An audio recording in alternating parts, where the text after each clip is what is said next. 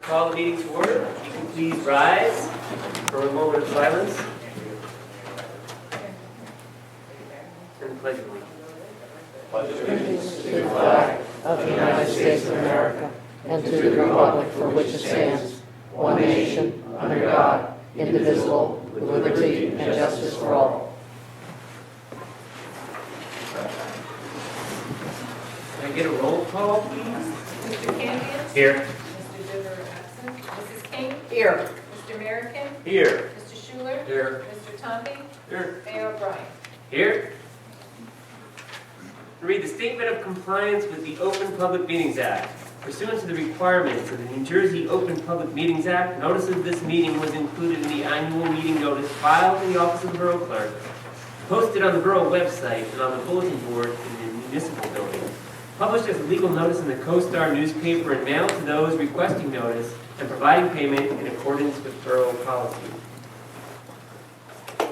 Next, we have an approval of the agenda with the addition of Resolution R 2017-54, which is on your desk. Make a motion. Second. Roll call? Mr. Campion? Yes. Mrs. King? Yes. Mr. American? Yes. Mr. Schuler? Yes. Mr. Tompe? Yes. Motion passes. Next, we have approval of the minutes I'll make that motion. Second. for both the January and February 2017 meetings. They know this is going to take a while tonight. So can I get a roll call on the approval of those minutes, please? Mr. Campion? Yes. Mrs. King? Yes. Mr. American? Yes. Mr. Schuler? Yes. Mr. Tompe? Yes. Motion passes. We have no presentations, no scheduled public hearings. We do have our first public comment section for agenda items only. So if you have something to say on the items in the agenda, please step forward, state your name, address, and address the chair.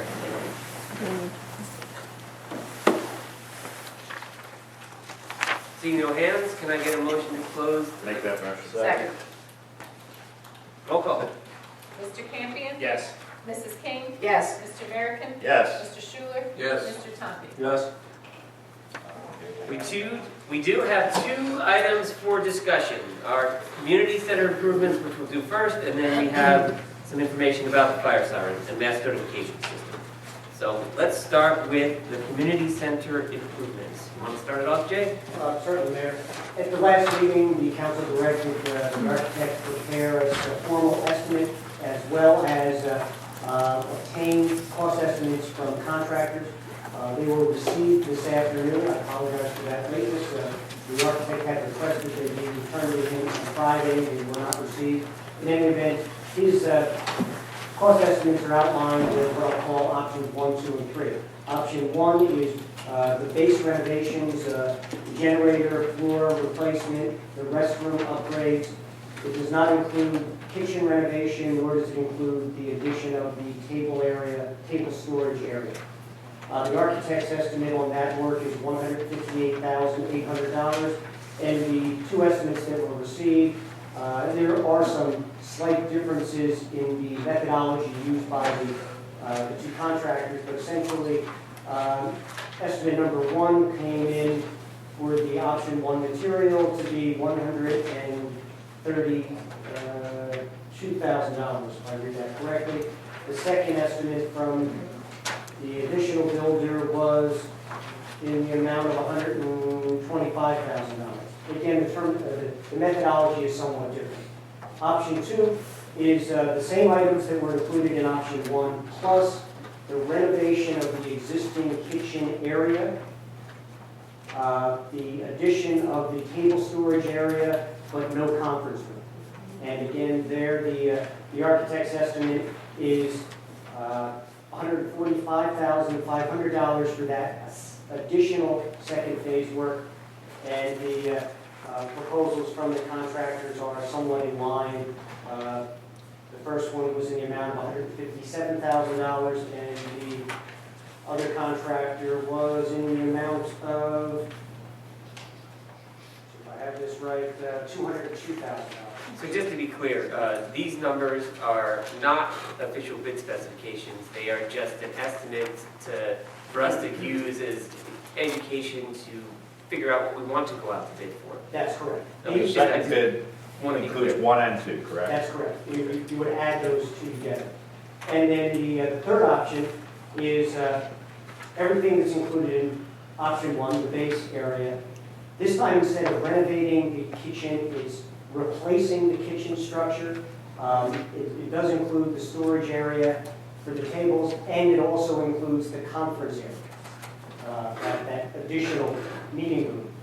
And that number from the architect is, again, now in this case, you're taking option 1 and option 3 and adding those together. But the phase 3 work is $262,400 from the architect, and the contractor's estimate was, I believe if I read this correctly, it was $339,000. And then the second contractor was much above that in the, looks like a total of $351,000. So the architect has outlined, essentially, I think that provides the council with the general idea of the cost difference to go from option 1 to option 2 and option 3. The architect's recommendation is outlined at the bottom of the estimate from him, is to do phase 1 plus phase 2. Based on his estimate, he's attaching a number of $348,000 to that. He has some other minor adjustments there as well. So at $348,000, we would be on the hook for about $200,000? Roughly $200,000. We have $157,000 and change that's available from the So CDBG. okay.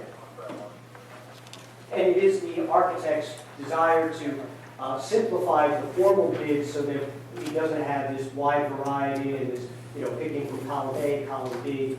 Ideally, he'd like to do the base and one option or one or two alternates within that.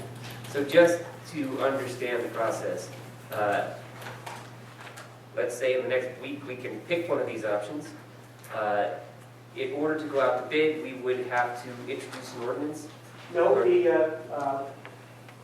we don't have all of the funding in place. We would certainly have to have funding in place before we award.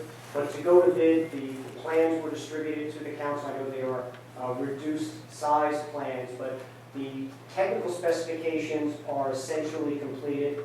Based on what direction the council wants to move forward in, there may be some slight tweaking there, but certainly within 7 days we expect that the bid specifications would be ready to go out to bid, and generally we would look for about 3 weeks for the bids to be on the street before we would proceed. So if we made a decision the next week, it would be about 4 weeks before we got the bids back, before we had to then introduce an ordinance to fund the rest of the project. That's correct.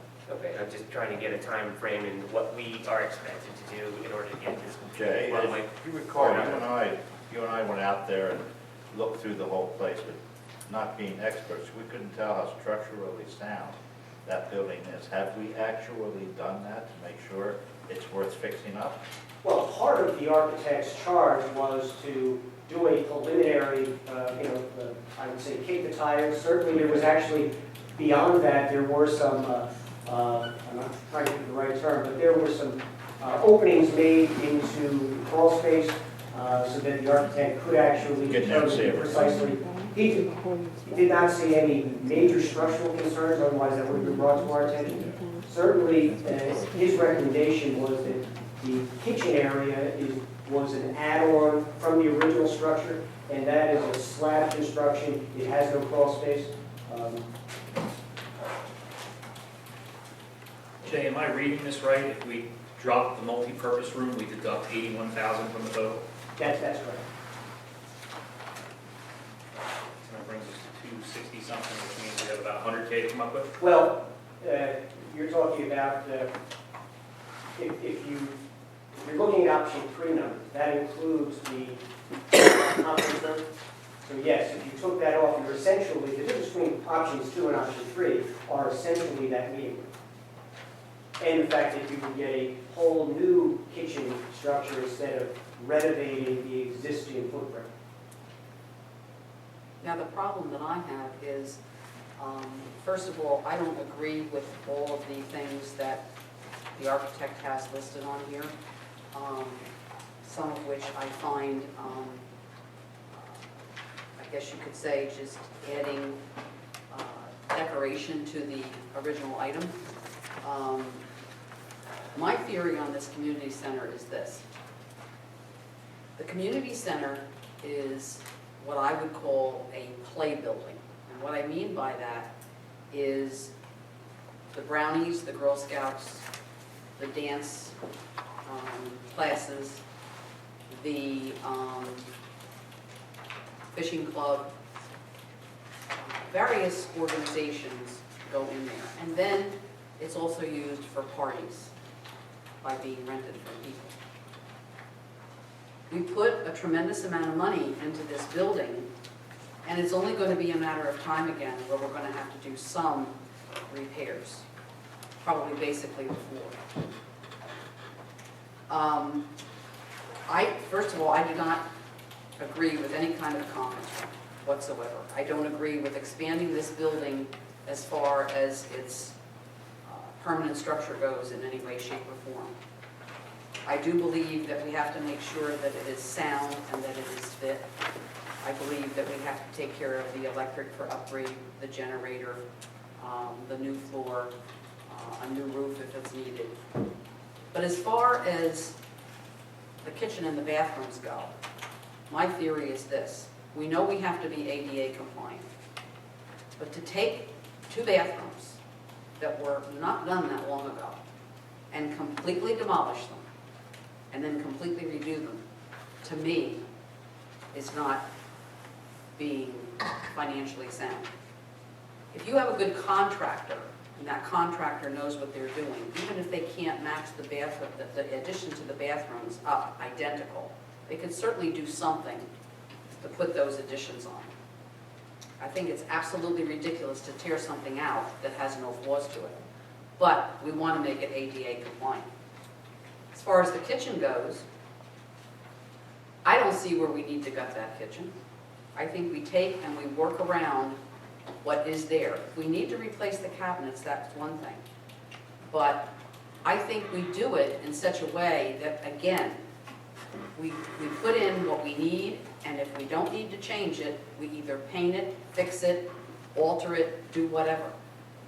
I do know that the financial chair wants to use the money that we have been given as far as a grant goes. But in talking to him today, I don't think he wants to go into the $300 range to do renovations. 300,000. 300,000, I'm sorry. So I feel that if we're going to do this, let's do it to continue to make it the place that it is. But we're not entertaining CEOs here. We're not creating the Taj Mahal. We're doing what we want to do to have a nice place for people to have dance classes, parties, and etc. And as we know from the current facility, the way that it is, you're always going to have people that are not going to clean up after themselves. You're going to have people putting, if we're going to renovate, then we're going to have to come up with a whole bunch of rules and regulations, because they do put things into the walls, into the ceilings, and so on and so forth. So I think that my position in this right now is that we don't concern ourselves with the conference room. I think it's useless, because most of the people who meet there are large groups. They're not going to use a conference room. That we go out and we get bids on phase 1 and phase 2. And since it takes a while to get bids, I think we should decide on that tonight so that we can at least get bids and then go forward and decide what we're going to do from the bid process. So I have to say, I think you make a lot of good points. I do have to say, though, I think that the community, I mean, one of our duties, I think, as a government is to provide a place for the community to gather. And I think it's also our duty to make sure that that place is somewhat decent and will last. And I disagree with the bathrooms, because I think if we have to tear out the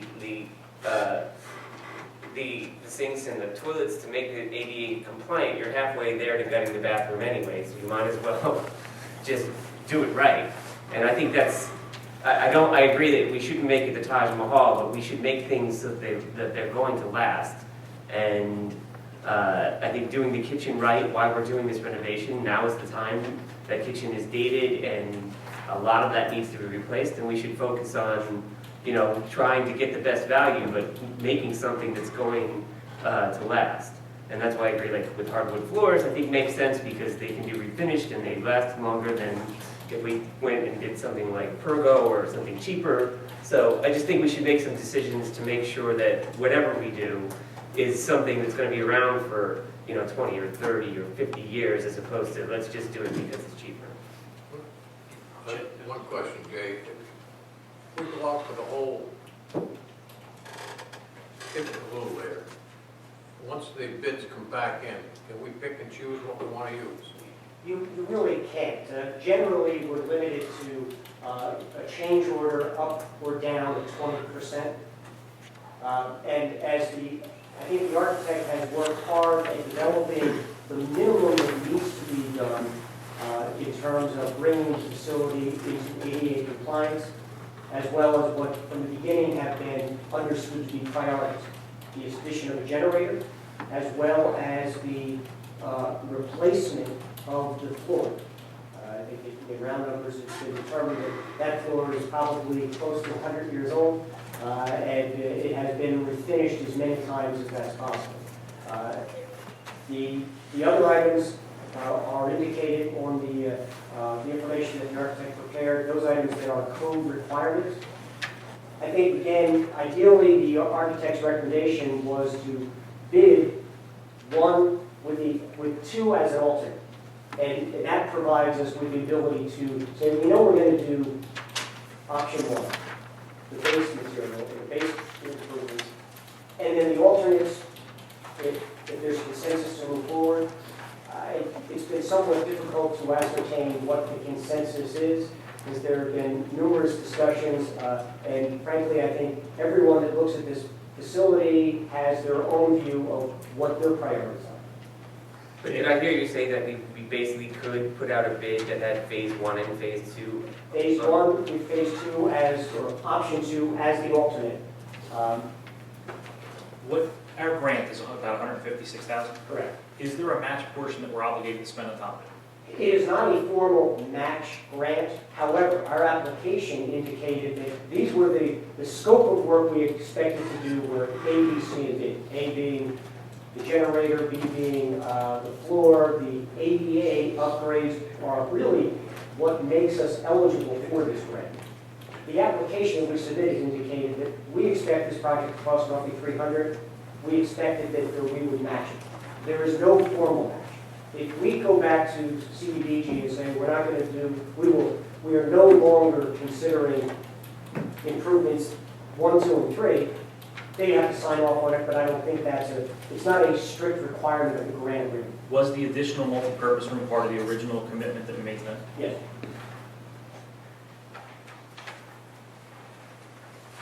I just want to clarify something. When I was talking about the proposals that I was concerned with, and I don't know whether Tom misunderstood, I'm not in any way saying that we shouldn't make this building safe, that we shouldn't make it compliant, and that we shouldn't bring it up to standard. As with everything, you've got the low, you've got the high, and you've got the in-between.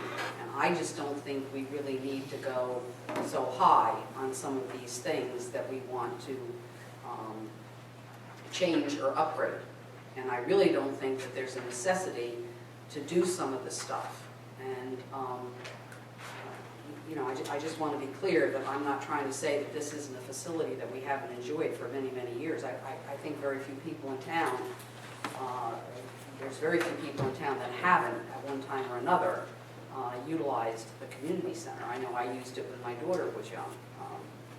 Tom and his wife use it even still. Yeah. And I do think it's a facility that we have to have a great deal of concern about, but I just don't think that we need to put exorbitant amounts of money into it. I don't really think that the public is looking for us to do that either. I think that they are more concerned about being a little on the conservative side, if I'm not mistaken. If we're good with comments, I'm going to go ahead and formally make a motion that we finalize bid specs and get out to bid for scope 1 and 2. I'll second it. I'll third. How we get the roll call? So you can third. What would be the timeline after we publish bids to get returns? Is it standard? We expect 21 days, Okay. yeah. So, I mean, we're requiring at least 10, but for Second construction. meeting in March, first meeting of April, we should have something back? Yes, I would target, let's see, today is essentially March 1st. I would say between our first and second meetings in March, we should be. April, And second more April. than April. Okay. I'm sorry, can I just hear who made the I second? motion. Me. Sarah, second. Thank you. Mr. Campion? Yes.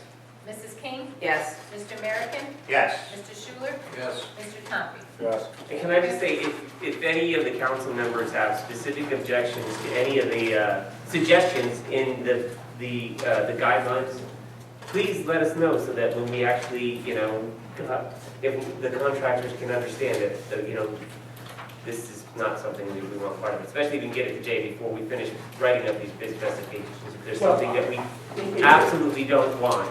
Well, in fairness, I just made that motion and we Okay. just voted on it, and I don't Okay. want any council person going and changing what we just voted on. I think that's okay. yeah, I think what I'm more saying is, before we actually spend the money, come When to we the go to a meeting. board, we can discuss it at that Yeah. point, but as No, far as no, I'm what we saying, just come to motioned the on, meeting, this is come what to the goes out. meeting ready with your specific objectives, or if you have any, but yeah, this is what we're going to.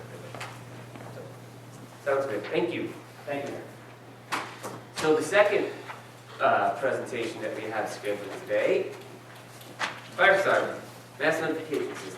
Chris, are you going to Figure out where I'm going to start. Yeah, I Okay. have piles of papers here.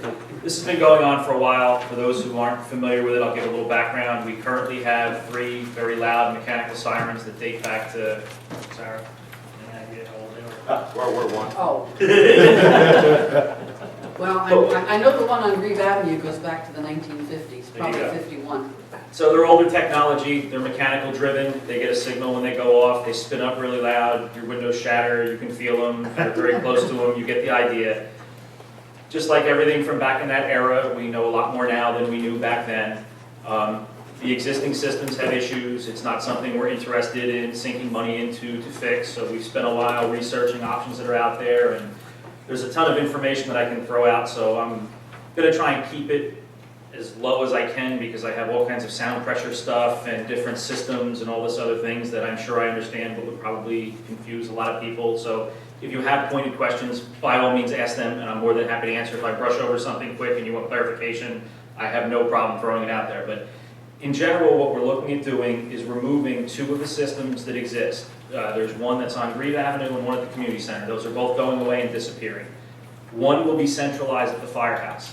One of the important things to recognize is the system that exists now is mechanically driven, spins up, hits a certain RPM, makes it sound. The sound pressure on that, when we tested it, was about 120 decibels at the base. And that was at the community center at the playground. Well, there's lots of guidelines that I had up here, but based on the OSHA limits for exposure on that, I don't want to just make it up. So let me find my little packet here. In the 50 pages of stuff. For some reason I have community center right here.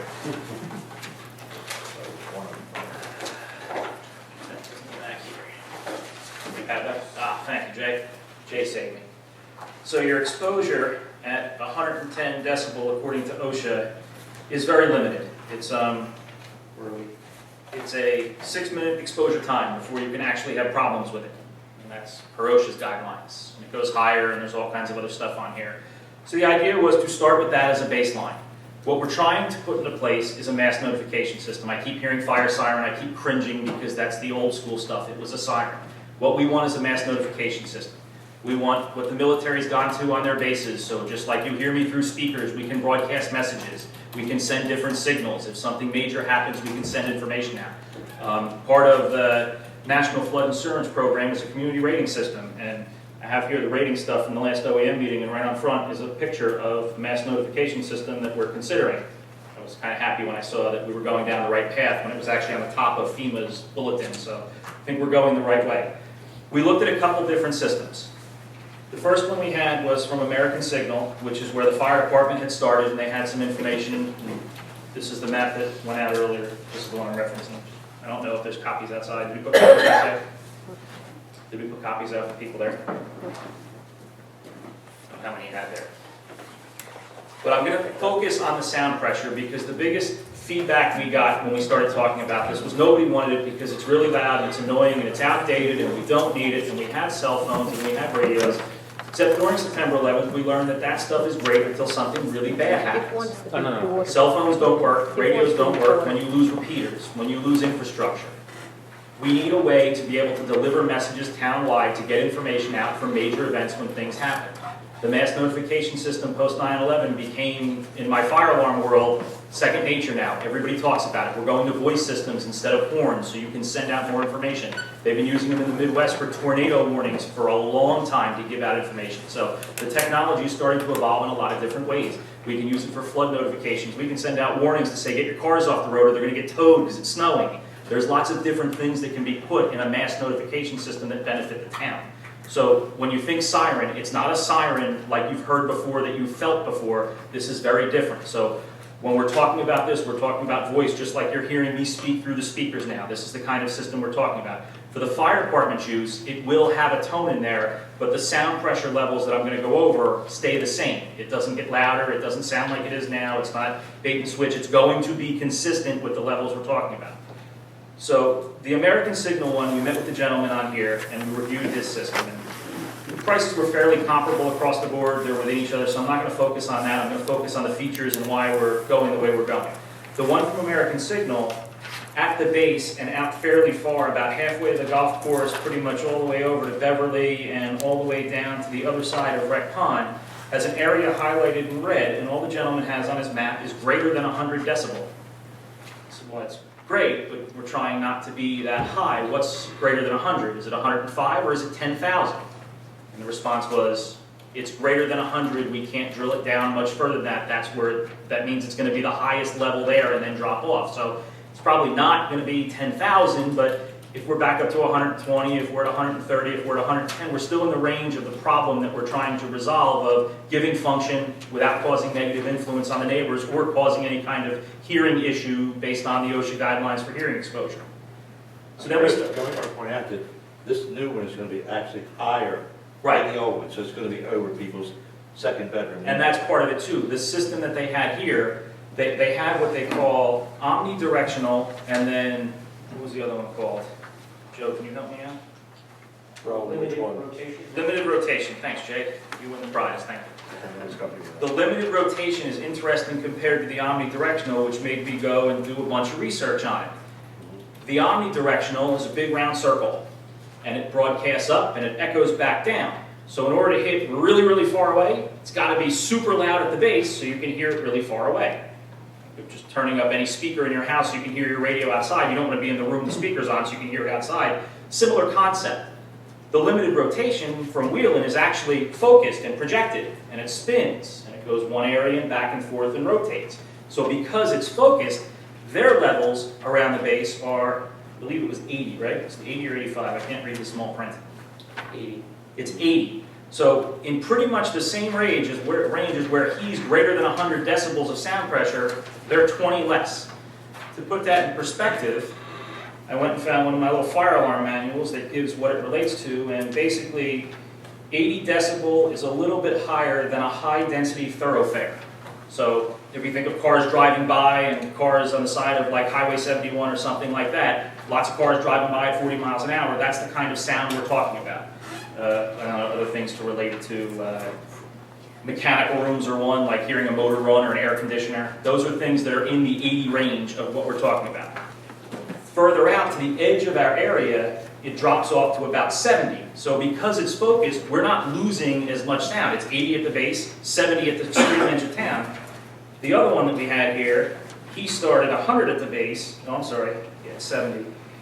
He started 100 at the base and ran out to less than 70. The threshold was 68 is what he shows at the end. So it's a huge drop from where it starts to the end, which means if you're in the area of the firehouse where this thing is, you are bearing the brunt of it. If you're in that immediate area in that zone, you're getting the pressure so it goes further out elsewhere.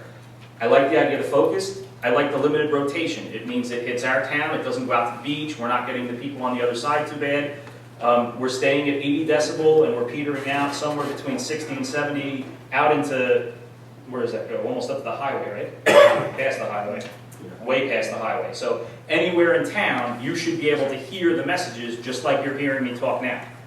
I had a sound pressure meter that I wanted to bring in with me so somebody in the back could measure it, but this is about 60. We tested it to make sure, so at the edge of town where you're dropping to 60, 65, this is what you'll hear if you stand out and listen. It'll be about this level. The tone will sound about the same. So I think it's a very worthwhile investment. It serves multi-purpose as opposed to a very loud screaming siren that drives everybody crazy and makes dogs bark and babies cry and firemen run. Dogs hide. So based on the information we have here, I think we've already voted to do this and the money's allocated, so I believe this is purely just informational. We're going to go with the wheel and limited rotation system. We've already voted on this, right? The money's allocated? You know, Yes. it was so long ago, I don't remember, but I do believe it was voted on. Yes, it was. Okay. I mean, that's my recollection. Okay, I didn't know if we wanted to vote on it again, but And Mayor, just to clarify, it was back, I'm going to look through 2015. Well, 2015, well. there were funds that were allocated. My recollection is it was $24,000, which was based on the equipment selection that had been made at that time. So there is a slight shortfall in the funding that's in place. But in last year's budget, we had created a reserve fund for fire equipment that has sufficient funds between. So the funding is in place. and that was the total number for what we're looking at is 27,100, just in the interest of transparency. So it's roughly 3,000 we're looking to come up with. There was discussion early on when this first came up about possibly relocating it, and there was discussion about putting it here at Borough Hall because the original coverage map we had from them cut off certain areas over by Holly Place and back on the far end, and that was this one here. From American Signal, which I said has the louder noise and it's just a siren, and that's not really something that I'm interested in. I want the other systems, the other features that come with the system. The one from Wheeling that we're looking at covers the entire town and stays where it is at the firehouse. That saves us quite a bit of money to not have to come here and set up the whole infrastructure to connect to it. The radio receiver's over there, the power's over there, the pole can be set, everything that they need to control it is at the firehouse. So as opposed to having that huge expenditure here to move it, functionally it didn't make sense because the zone that they're going to be in at the firehouse versus here, it's the same coverage zone still sitting at 80 decibels. So there was no gain to move it from the firehouse here. But I think in light of the fact that there's a change in the governing Yeah. body and there's a change in the piece of equipment, I think you might want to make a new resolution that's specific to the piece of equipment involved. Do we need a resolution or can we just motion on it? Well, by making a motion and having everybody Okay. around essentially review the Yeah, I was going to suggest, Then in terms of transparency. I'm going to, let me find it so I can word this properly. Chris, I have a question for you. Yes, ma'am. The urgency of this is pretty necessary. I You know, the fire company has had a couple of calls just within the last 2 months that have been very, very severe. And going forward, how long would it take for us to get this, you know, constructed, put in, and operational? I don't have an answer on that. I can find out tomorrow morning. I didn't get that far into it because I was doing a lot of research on the information of the house. I'm not trying to put you on the spot. I just was curious because I know that our chief would, I was of the impression that it can be done rather expeditiously. I wouldn't be surprised if in the next 30 to 45 days it's done. Oh, okay, that's I good. think it's not going to be something that's going to take several months. I would imagine before summertime we have this in place. And I also, as OEM, I'd like to get with fire chief, I'd like to get with the police chief because this system can have a local microphone, which I've been advised not to use. Apparently they're very finicky. You need to speak at the appropriate pitch. You need to speak at the appropriate, with proper enunciation. You have to speak slowly enough for it to translate, otherwise you end up just, so we're not gonna go for the microphone option, but they can put 5 pre-recorded message in there. We can put, get your cars off the street, they can operate through a tone. We can put, the schools are closed today. We can put other emergencies in, so I'd like to meet with some of the emergency department heads, and once we've awarded this, drill down which messages we want. Some of them are pre-selections off of Wheelin's website. We can go and just say, we like these messages, put them in, so. Okay, that's good, that's good. I just think we need to do this as expeditiously as possible. Well, then, I'm gonna make the motion that we have the siren installed, which includes removing completely the ones on Reeve Avenue and the community center, having them taken down and completely removed. And we, should I say the vendors and just go through the whole thing? And we just award the contract to Soden's Electric for $27,100 to install the Wheelin WPS 4003 limited rotation mass notification system. I'll second it. You got all that? It's right here. I just read it. Mr. Campion? Yes. Mrs. King? Yes. Mr. American? Yes. Mr. Schuler? Yes. Mr. Tomby? Abstain. Motion passes. And just for background too, one of the things that I didn't like when I met with one of the manufacturers was when I asked where it was installed locally, I was basically told places in the Midwest and on the West Coast, and there was nobody in New Jersey. When I asked the gentleman who we just awarded this to for the equipment, I was told Seagirt has it, Middletown has it, Bradley Beach has it, Ocean Grove has it, it's all over Fort Monmouth, et cetera, you get a picture. So I like that people in the area have it, and there's experience here, and there's service guys, and they're local guys, and we're not somebody's guinea pig. So thank you. Thank you, Chris. That brings us to the end of our discussion items, and since you were just speaking, why don't you continue to speak if you have anything else to say? I've Mayor spoken Council. more than enough, Mr. Mayor, thank you so much. Councilman Schuler. I have nothing to report. Councilwoman King. Nothing to report. Councilman American. We have taken delivery of a beautiful new Kubota diesel, little tiny garbage truck to go up the driveways. And Joe's making it, it's very pretty. It's not ugly like the other ones we had. The little electric ones. And Joe is diligently replacing some of the fire hydrants and valves that need to be replaced. And the other thing that we've accomplished this week is we have arranged to have a nice utility shed put out at Fletcher Park. Nice western red cedar. And that's it. All right. All right. The summer camp dates, I have those. We're going to do June 26th to August 4th, Monday through Friday, except for July 4th, 9 a.m. to noon, and the extended week is August 7th to the 11th. And then just some numbers on our basketball program. We had 40 kids in the K-2 clinic, and we had 62 kids playing in the league for the 3rd to 8th grade. So we had a good turnout. Sure, they also see that the Little League registration's up. I think somebody posted that on Facebook. I believe it is. I didn't know if you wanted to mention it. No, I don't even know the dates for that. I'm not sure. I have one announcement. We had spoken, I think, last meeting about Assemblyman Rival potentially coming to visit, and he is going to be here on March 13th to address the governing body and answer questions from the public. So if you want to speak to your Assemblyman, come to that meeting. You'll get to meet him. I think we also, in the future, are working on getting our one of our freeholders here, or multiple freeholders. Yes, they will hold their meeting here in our council chamber. There you go. Wow. So, but that's not till the summertime, but another opportunity for you to reach out to your local governing bodies. So, March 13th for Assemblyman David Rockland. And that's all I have, which brings us to our reports, notices, and correspondences. We have the municipal court report for January 2016. The Board of Chosen Freeholders have a notice of a public hearing March 9th for proposed amendments to the new Monmouth County Solid Waste Management Plan. The State of New Jersey Department of Environmental Protection has a notice of a public hearing regarding the annual fee report. The South Monmouth Regional Sewerage Authority has their 2017 to 2018 meeting schedule posted.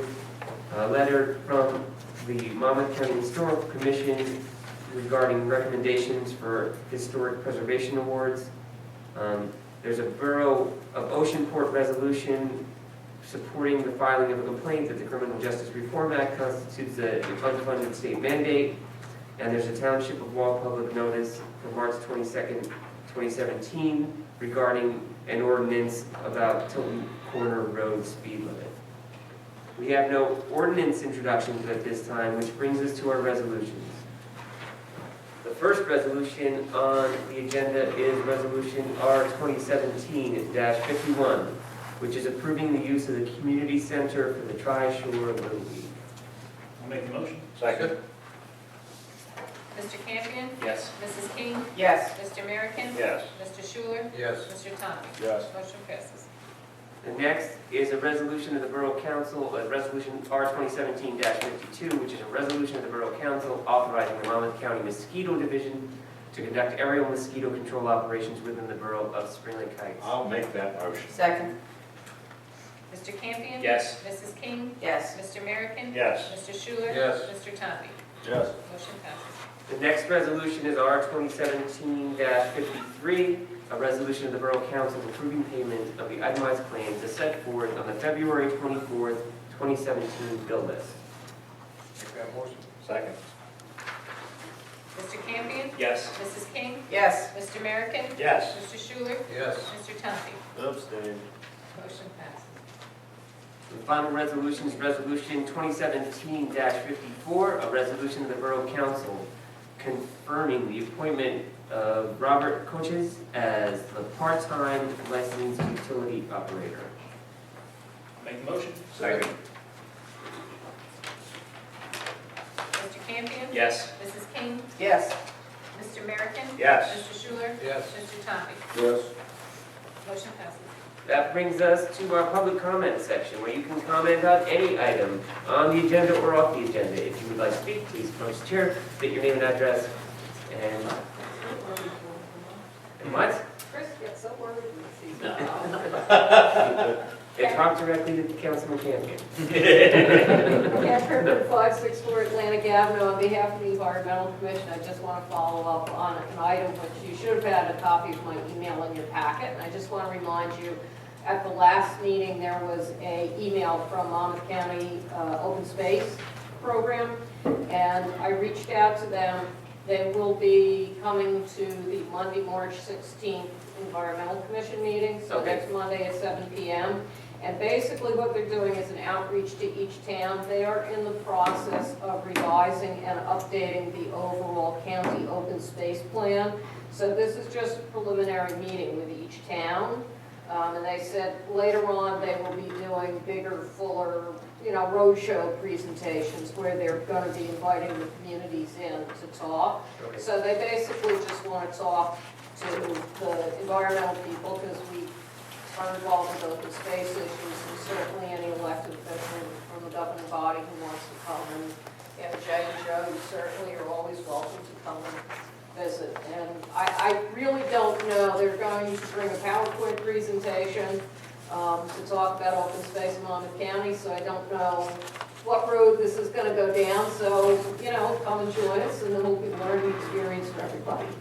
A question just popped into my mind that if I show up, I could probably ask them, and they could probably answer, like, what percentage of our county tax budget actually goes to open space preservation and recreation? I don't know that answer. I would love to hear them And tell that's me a what that great is. question, because the same way we have the municipal open space fund, there is a county open Yeah. space fund that takes money out. So, we get taxed locally and we get taxed on the county level. So that's a great question, because my comment to them is that there's not a lot of Monmouth County open space programs, parks at this end of the county.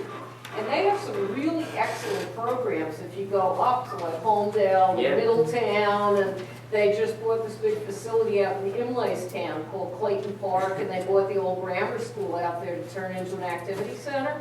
And I think that's great, but that's really difficult for people from this end of the county to take advantage of those programs. So they have Fisherman's Cove, the Dog Yeah. Beach down in Manasquan, and Shark River Park. and Bel Air Golf Course. And we're like right in the middle, and we're like the closest to the beach. So, you know, we have that land that's coming open on 71. I mean, that might be something they might want to look at. Or the lot that's next to the community house, you know, because they have grant programs that we can apply for to buy open space with. So, you know, think about it between now and then, bring your questions, and, you That know. was what date again? March what? It's a week from tonight. It's Monday, March 6th. So it's the regular Environmental Commission meeting, so. Thank you. See you all there. Thank you. Thank you, Pat.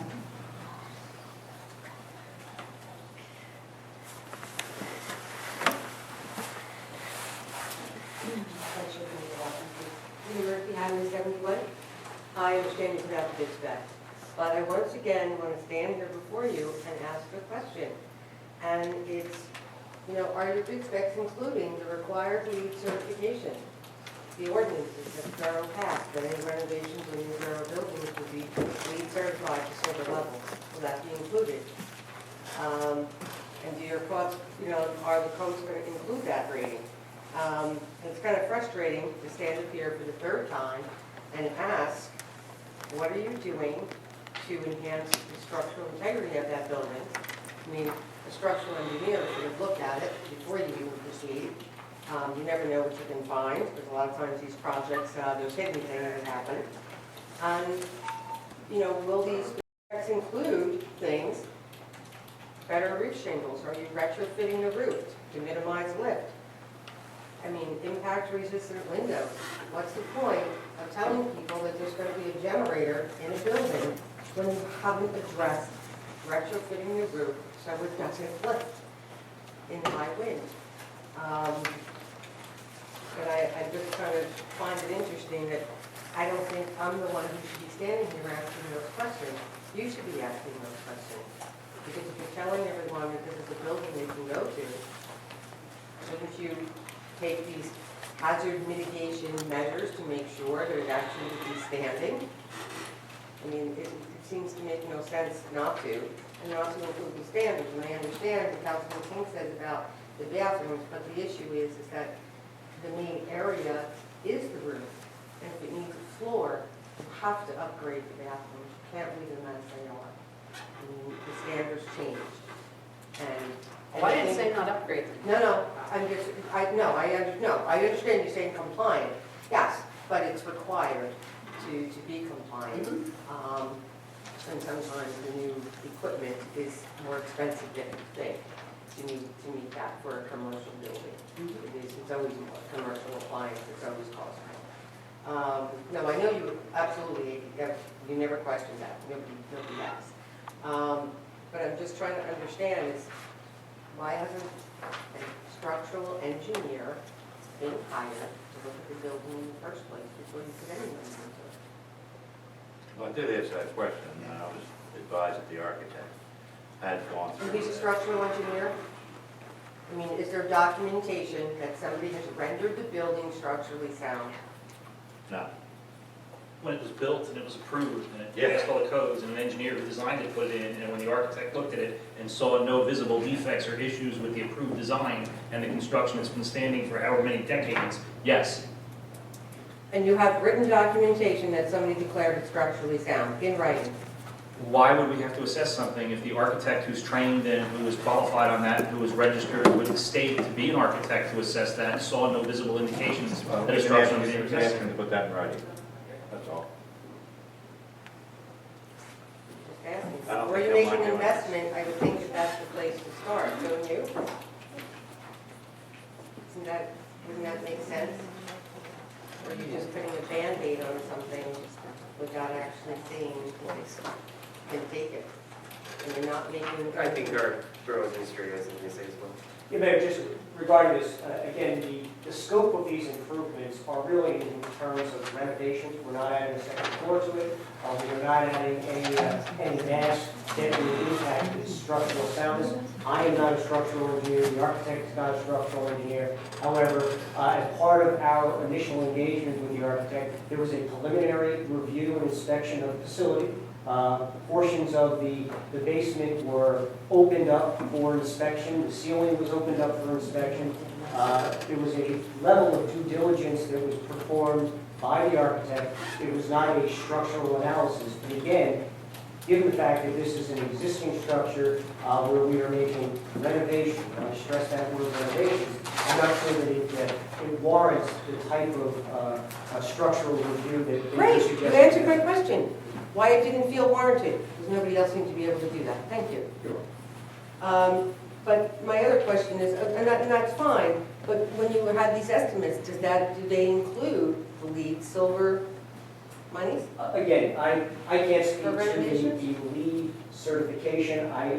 In reviewing the information that the architect submitted, there are a number of electrical, LED, high efficiency notations that meet today's code.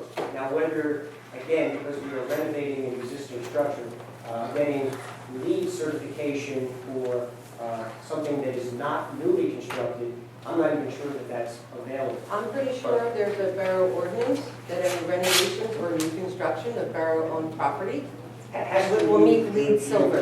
Okay. LEED silver. So I was just wondering if any of that was included in those costs, because a lot of times that is more expensive. Because of the health. Okay. All right, thank you. Thank you.